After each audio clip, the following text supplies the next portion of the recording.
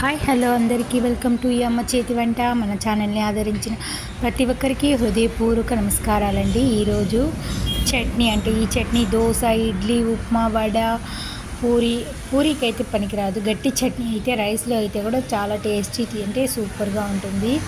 అందుకనేసి అయితే నేను మా హోటల్లో ఈరోజు చట్నీకి అయితే ఏ విధంగా రెడీ చేస్తామో అయితే ఈ వీడియోలో అయితే సింపుల్గా చాలా టేస్టీగా చేసుకునే రెసిపీ అయితే ఇది. నేను ఇక్కడ 1/2 kg పల్లీలు అయితే తీసుకున్నాను. 1/2 kg పల్లీలకి ఎండుమిరపకాయలు అయితే ఒక 20 ఎండుమిరపకాయలు తీసుకున్నాను.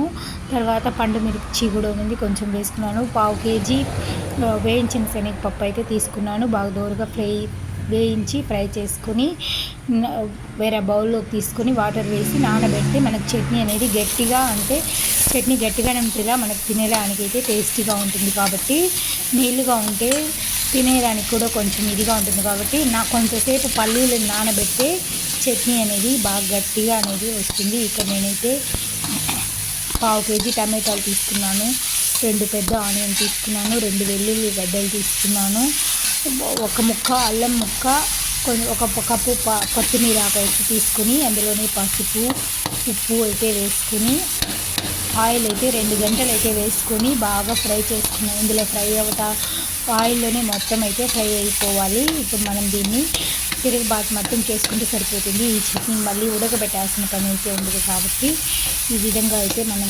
టమాటాలు బాగా మరిగే వరకు అయితే ఉడికించుకోవాలి. మీడియం ఫ్లేమ్లో పెట్టి ఉడికించిన తర్వాత ఆనియన్ అయితే బాగా ఫ్రై అవుతుంది, టమాటాలు బాగా ఫ్రై అవుతుంది. కాబట్టి ఇందులోనే కారప్పొడి కూడా నేనైతే 1 స్పూన్ వేసుకున్నాను. కారం చాలదనేసి కారప్పొడి వేసుకుని సాల్ట్ వేసేసినాం ఆల్రెడీ. ఇప్పుడైతే కొన్ని వేరుశెనగ గుళ్ళు, ఇప్పుడు పప్పు కూడా అయితే నానిపోయింది. వేరుశెనగ గుళ్ళు టమాటాలు వేసి మిక్సీ. ఈ వీడియో నచ్చితే లైక్ అండ్ సబ్స్క్రైబ్ ప్లీజ్.